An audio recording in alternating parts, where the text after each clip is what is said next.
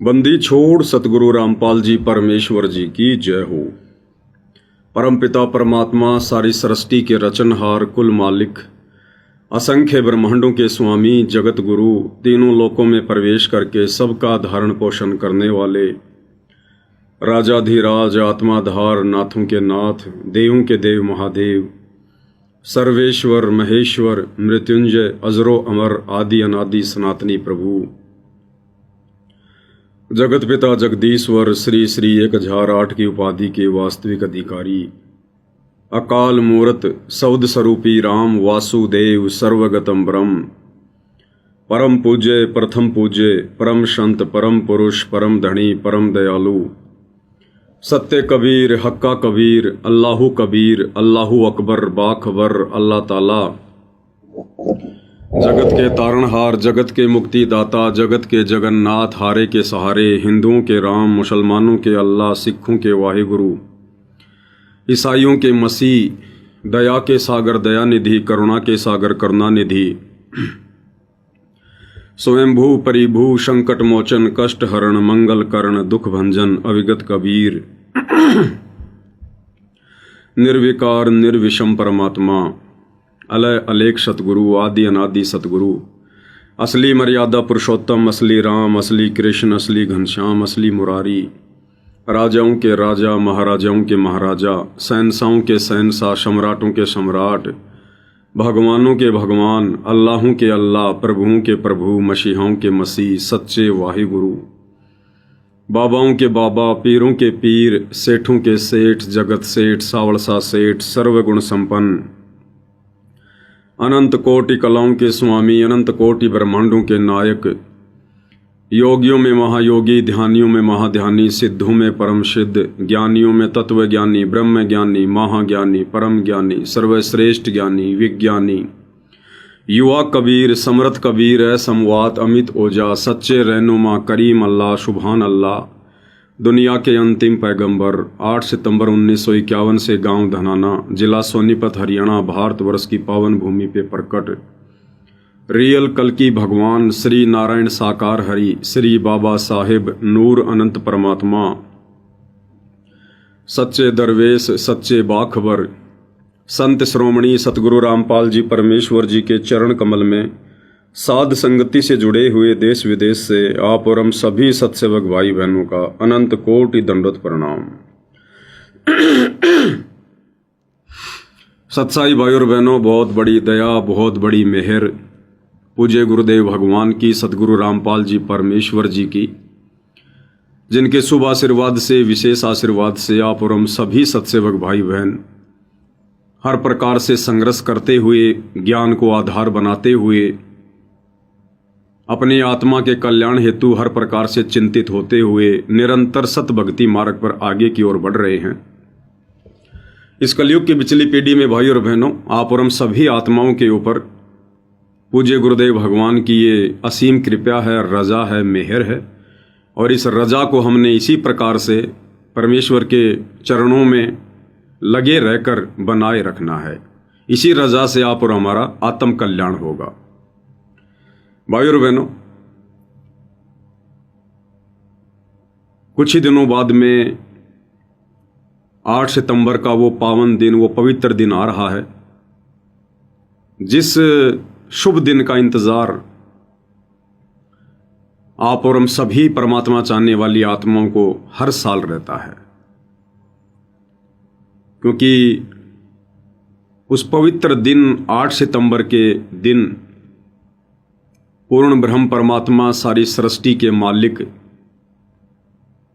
कबीर देव कबीर साहेब कबीर अग्नि अपने निज लोक सतलोक से चलकर गति करके सह शरीर भारत देश की पावन भूमि पवित्र भूमि गांव धनाना जिला सोनीपत हरियाणा में प्रकट हुए। पूरे जगत के कल्याण के लिए वो जगत गुरु प्रकट हुए।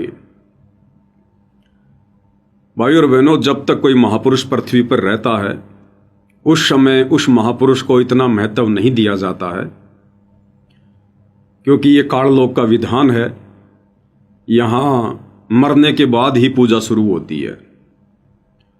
अपने माता पिता को भी लोग जीते जी ठंडा पानी नहीं देते, टाइम पर खाना नहीं देते, पहनने को अच्छे कपड़े नहीं देते,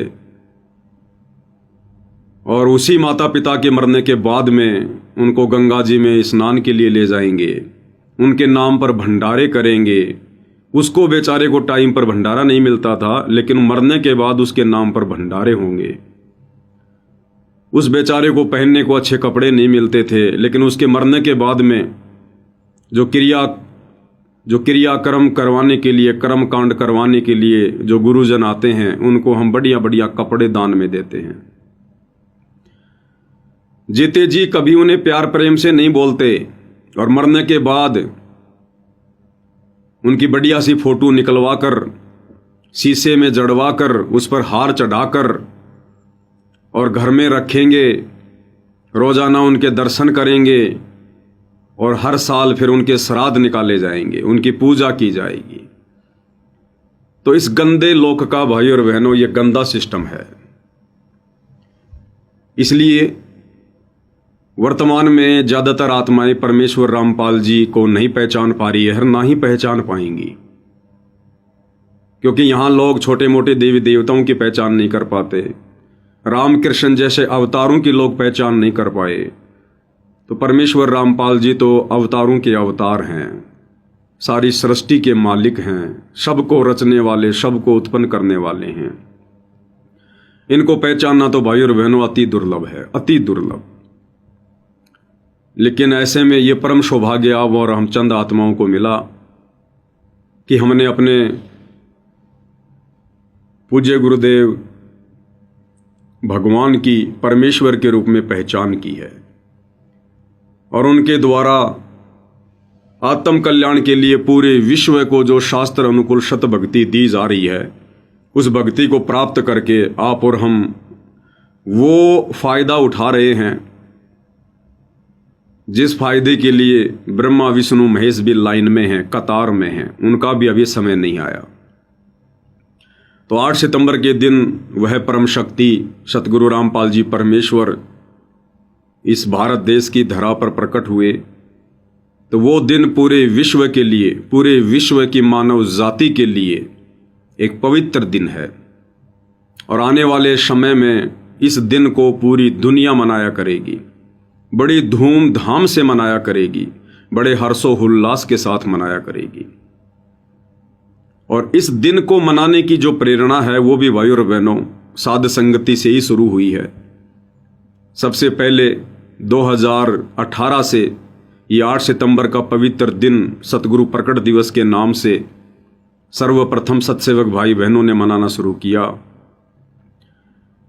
उसके अगले साल सतलोक आश्रम मैनेजमेंट हरियाणा वालों ने भी 8 सितंबर का दिन मनाना शुरू कर दिया, लेकिन गुरुदेव का जन्मदिन मानकर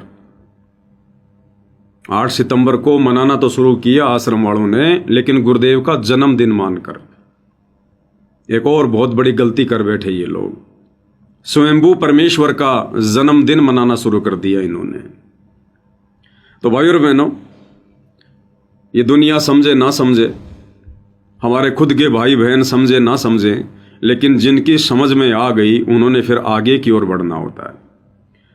तो 8 सितंबर के दिन सभी भगत भाई बहन जो साध संगति से जुड़े हुए हैं, देश विदेश में हैं, सभी भाई बहन अपने अपने घर पर ही प्रतिदिन की तरह परमपिता परमेश्वर सतगुरु रामपाल जी भगवान को गीता जी अध्याय 3 श्लोक 13 के अनुसार भोग लगाएं, और बड़ी भोग की आरती के साथ में पूरा परिवार मिलकर, यदि सभी उपदेशी हैं तो, नहीं उपदेशी हैं तो भी भाई और बहनों आप कोशिश करो, प्रयास करो, चाहे आपका परिवार में कितना ही संघर्ष क्यों ना है, कितना ही विरोध क्यों ना है, क्योंकि ये जो विरोध है, जो संघर्ष है, ये एक बुखार की तरह है। और परमात्मा कहते हैं यदि बुखार को ठीक करना है, राहत प्राप्त करनी है, तो कड़वी दवा खानी पड़ेगी, कुनीन खानी पड़ेगी। तो चाहे आपका कितना ही विरोध क्यों ना है, ये विरोध तो भाई और बहनों अंतिम श्वास तक रहेगा, चलता रहेगा। ये काल का लोक है, यहाँ पूर्णतया शांति नहीं हो सकती, सभी लोग एक मत में नहीं आ सकते हैं, क्योंकि ये ज्योति निरंजन का लोक है। यहां पर समानता कभी नहीं हो सकती, यहां पर तो हर वस्तु में विषमता है, विषमता। तो 8 सितंबर के दिन सभी भाई बहनों ने कोशिश करनी है अपने अपने घर पर परमपिता परमेश्वर कबीर साहिब सतगुरु रामपाल जी भगवान का प्रकट दिवस मनाना है। और इस दिन हमने कोई भी आडंबर, पाखंड या मनमाना आचरण भूल कर भी नहीं करना है। जिस प्रकार जगत में होता है, जगत में किसी देवी देवता की जयंती होती है या अन्य कोई प्रोग्राम होता है तो किस प्रकार से लोग तड़क भड़क वाले कपड़े पहनेंगे, गाने बजाने का इंतजाम करेंगे, दुनिया भर का डेकोरेशन कर देंगे। तो ये सब कुछ हमने नहीं करना है। परमेश्वर रामपाल जी का मार्ग सहज मार्ग है, आत्मा से परमात्मा का संबंध है। परमेश्वर हमें अंदर से देखते हैं, परमेश्वर हमारे भाव देखते हैं, हमारी श्रद्धा देखते हैं, हमारा समर्पण और लगन देखते हैं। तो जिनके घरों में संघर्ष है उनको भी चाहिए कि वो परमेश्वर जी को अवश्य भोग लगाएं। संघर्ष अपनी जगह है और भक्ति अपनी जगह है। हमने संघर्ष में ही भक्ति करनी है और जो आत्मा संघर्ष में भक्ति करेगी वही एक दिन सफल होगी। तो जैसा भी आपके घर में परमात्मा ने आपके संस्कारवश या वर्तमान में आप जैसी भी मर्यादा में रह के भक्ति कर रहे हैं, परमात्मा ने जैसी भी आपकी व्यवस्था की हुई है उस आधार से आप परमेश्वर को भोग लगाएं। जरूरी नहीं है कि आप जी 20 प्रकार की मिठाई बनाओ, 36 प्रकार के पकवान बनाओ। दोनों ही बातें हैं भाई और बहनों। परमात्मा भोग की आरती के समय 36 प्रकार के व्यंजनों का जिक्र करते हुए फिर लास्ट में कहते हैं, एता भोग बुगावे कोई और परमात्म को चढ़े रसोई, कि इतने प्रकार के भोग जो उसमें नाम लिखे हैं, दही बड़े, लाड़ कचौरी, खीर खुरमे, बहुत सारी चीजें, एता भोग बुगावे कोई परमात्म का चढ़े रसोई। यानी इतने प्रकार के भोग जब हम लगाएंगे तो समझो उस परमात्मा को रसोई चढ़ गई है, यानी परमेश्वर को भोग लग गया है। ये भाई और बहनों उनके लिए हैं जिनकी व्यवस्था बहुत अच्छी है, जो ऐसा कर सकते हैं तो कीजिए। आप अकेले नहीं कर सकते तो 10 भाई मिलकर कीजिए, कोई दिक्कत नहीं, कोई प्रॉब्लम नहीं। यदि आप ऐसा कर सकते हैं उस 8 सितंबर के दिन इतने प्रकार के व्यंजनों का यदि आप अपने गुरुदेव भगवान को भोग लगा सकते हैं तो लगाइए, ये विधान है। इससे परमात्मा प्रसन्न होंगे कि देखो मेरे बच्चों ने लाख संघर्ष के बावजूद, दुनिया के इतने ताने सहने के बावजूद और गुरु रूप में आए हुए अपने परमेश्वर को पहचान लिया है और ये जान लिया है कि भोग तो भगवान को लगता है, भोग देवताओं को नहीं लगता, भोग जो मर चुके हैं उन पूर्वजों को नहीं लगता, भोग इंसान को नहीं लगता। लेकिन इंसान रूप में जब परमेश्वर धरती पर प्रकट होते हैं और आत्माएं जब उनकी पहचान कर लेती हैं और जब उन्हें भोग लगता है तो परमेश्वर प्रसन्न होते हैं। और इस पृथ्वी पर, इस संसार में, इस सृष्टि में परमेश्वर रामपाल जी के अलावा कोई अन्य शक्ति, महाशक्ति, देव, महादेव, ब्रह्मा, विष्णु, महेश कोई भी भोग लगवाने के अधिकारी नहीं है। ये बातें भाई और बहनों केवल परमेश्वर रामपाल जी की शरण में आ चुकी आत्माओं को ही समझ में आएगी, बाकी लोगों को समझ में नहीं आएगी। तो बाकी लोगों के कमेंट्स के ऊपर बिल्कुल भी ध्यान ना दें और ना ही आप उनका रिप्लाई करें, क्योंकि जो व्यक्ति परमेश्वर के सत्संग सुनकर नहीं समझ सकता वो हमारे कमेंट से कभी नहीं समझेगा। इससे हमारे समय से और समय बर्बाद होगा। और दूसरी तरफ भाई और बहनों परमात्मा कहते हैं, साधु भूखा भाव का, धन का भूखा नाई, जो कोई धन का भूखा साधु भी नाई। जिन भाई बहनों की आर्थिक स्थिति अभी ठीक नहीं है और आर्थिक स्थिति ठीक होती है परमेश्वर की मर्यादा में रहकर भक्ति करने से, अपनी चूक चाकरी समाप्त करने से, अपने भाव परमात्मा में प्रकट करने से, फिर परमेश्वर धीरे धीरे उस आत्मा पर भी दया करते हैं।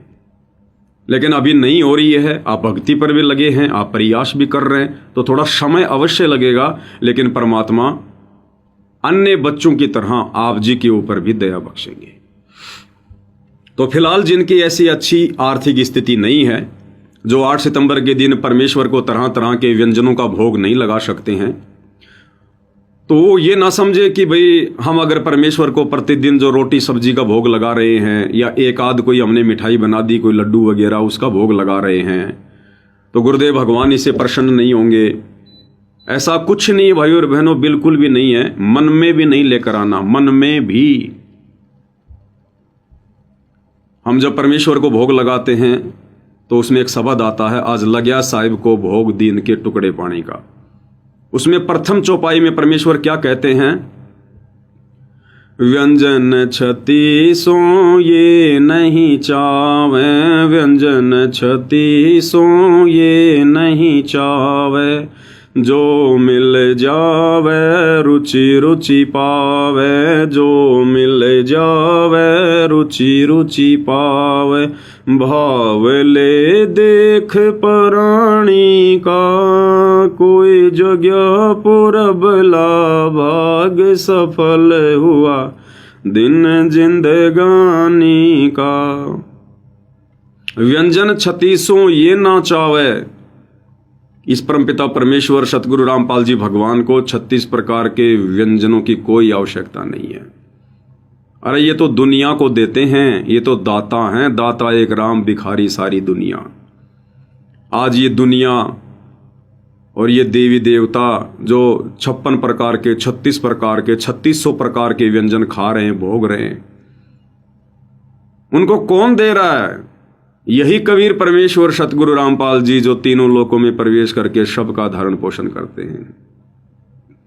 ये देवता लोग जिस कामधेनु के पास जाकर जो भी व्यंजन मांगते हैं उपलब्ध हो जाता है। वो कामधेनु गाय देवताओं को किसने दे रखी है? इसी कबीर परमेश्वर सतगुरु रामपाल जी भगवान ने। तो ये परमेश्वर हमारे द्वारा बनाकर खिलाए गए 56 या 36 प्रकार के व्यंजनों के भूखे नहीं हैं, लेकिन ये तो भाव देखते हैं, भाव। ये भोग की प्रक्रिया परमेश्वर ने 2 प्रकार से शुरू करवाई, 2 कारणों से। सबसे पहला कारण तो ये कि परमेश्वर को यदि हम भोग लगाकर अन्न खाते हैं तो गीता अध्याय 3 श्लोक 13 के अनुसार विधान पूरा हो जाता है कि परमेश्वर को भोग लगाए बिना जो व्यक्ति अन्न खाते हैं वो समझो पाप खा रहे हैं, पाप। उनका भार नहीं उतरेगा कभी भी।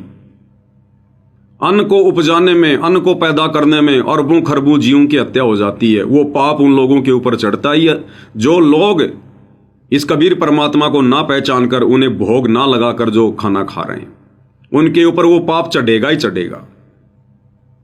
और जिन आत्माओं को परमात्मा की पहचान हो गई, परमेश्वर की पहचान हो गई, जिनकी दिव्य दृष्टि खोल दी है, भगवान ने अपनी पहचान करवा दी है, वो यदि गुरु रूप में आए हुए कबीर परमेश्वर सतगुरु रामपाल जी को भोग लगाते हैं, उसके बाद अन्न ग्रहण करते हैं, तो वो पाप कर्म फिर हम भक्तों के नहीं लगते। वो प्रसाद बन जाता हमारे लिए, सारे अवगुण परमात्मा हर लेते हैं। तो पहला कारण तो ये।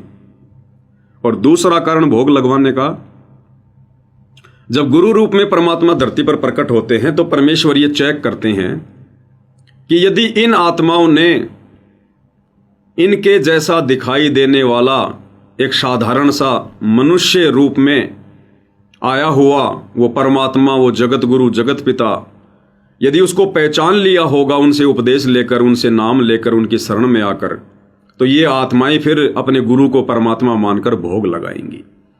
और जिन जिन आत्माओं ने ज्ञान को आधार बनाकर, गुरु को परमात्मा बनाकर, यदि गुरु रूप में आए हुए कबीर परमेश्वर जी को घर घर में भोग लगाना शुरू कर दिया, तो परमात्मा ये कन्फर्म कर देते हैं कि हाँ, इस आत्मा ने गुरु को ही परमात्मा मान लिया है।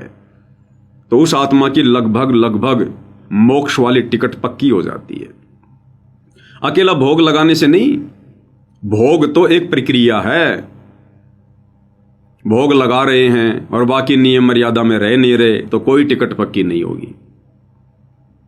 तो ये 2 कारण है भाई और बहनों, जिस कारण से परमेश्वर ने भोग लगाने की प्रक्रिया शुरू करवाई।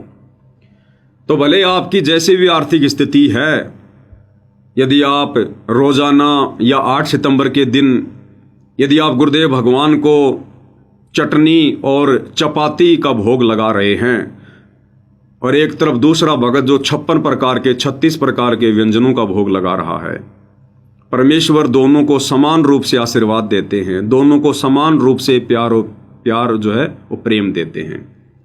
माता पिता अपने बच्चों में कोई भेदभाव नहीं करते किसी प्रकार का। सांसारिक माता पिता तो फिर भी कर दें हल्का फुल्का, लेकिन ये तो हमारे परम पिता हैं, आत्मा के पिता हैं, पति परमेश्वर हैं। इनके मन में तो रत्ती भर भी कोई अंतर अपने गरीब भगत में या अमीर भगत में बिल्कुल भी नहीं होता है भाई और बहनों। बस हमने अपनी श्रद्धा बनाए रखनी है, अपनी नीयत को हमने सही तरीके से रखना है, फिर परमेश्वर का आशीर्वाद सबके लिए समान रूप से है। और ना हम आत्माओं ने ऐसा सोचना है कि मैं तो परमेश्वर के लिए कुछ कर नहीं पाया, बिल्कुल नहीं सोचना। यदि हम उनके द्वारा बताई गई मर्यादाओं में रहकर भक्ति करके अपना जीवन सफलता की ओर ले जा रहे हैं, तो हमने उस परमात्मा के लिए भी सब कुछ कर दिया और अपने खुद के लिए भी सब कुछ कर दिया। ये भोग लगाना, आरती उतारना, चरण सेवा करना, सतगुरु की महिमा करना, ये तो भाई और बहनों भक्ति के एक्स्ट्रा पार्ट हैं। और अधिक भक्ति धन इकट्ठा करने के लिए, परमेश्वर को विश्वास दिलाने के लिए, उनके चरणों में जगह बनाने के लिए। बाकी मुक्ति हमारी मर्यादित भक्ति से होगी। तो 8 सितंबर के दिन विशेषकर भगत भाई बहनों ने कहीं भी कोई साथ संगति नहीं रखनी है। देखो, दास तो केवल विनती कर सकता है, प्रार्थना कर सकता है, जबरदस्ती किसी पे नहीं है। जिसने मनमाना आचरण करना होगा वो करेगा भाई, उसको हम ना रोक सकते ना कुछ कह सकते हैं। दास तो केवल विनती कर सकता है कि 8 सितंबर के दिन घर घर में परमेश्वर को भोग लगाओ, घर घर में चाहे 2 शब्द गाओ, परमात्मा की महिमा करो। हाँ, भोग लगने के बाद किसी भगत भाई के पास आना चाहते हो, जाना चाहते हो तो मिल लो, उसमें कोई दिक्कत नहीं है। और यदि कोई ऐसा भगत है जिसको बहुत ज्यादा मजबूरी है, वो घर पर भोग नहीं लगा सकता, तो ऐसा भगत संपर्क करके अपने आसपास के भगत भाई के पास में जा सकता है उसके घर पर परमात्मा को भोग लगाने के लिए, उसमें कोई दिक्कत नहीं है। बाकी बातें भाई और बहनों आप सब जानते हो, भोग जो है किसको देना है, किसको नहीं देना है, क्या करना है, क्या नहीं करना है, आप सब जानते हो अच्छे प्रकार से। और 8 सितंबर के दिन हमने स्पेशल वर्तमान 2025 में दास ये वीडियो बना रहा है। हमने किसी भी सतलोक आश्रम की तरफ रू भी नहीं करनी है, क्योंकि वहाँ पर 8 सितंबर के दिन जो अवतरण दिवस मनाया जा रहा है परमेश्वर रामपाल जी का, वो लोग केवल एक ढोंग करते हैं, एक पाखंड करते हैं, दिखावा कर रहे हैं। वो लोग अपने गुरुदेव भगवान को हृदय से परमात्मा नहीं मानते हैं, कबीर देव नहीं मानते हैं। अब 8 सितंबर को तो इन आश्रमों में 3 दिन का भंडारा कर देंगे, और जैसे ही जून का महीना आएगा फिर से वो दाढ़ी मूंछ वाले नकली कबीर को अपना बाप बना लेंगे, अपना भगवान बना लेंगे। तो इनका तो भाई और बहनों दोगला आचरण है, मनमाना आचरण है।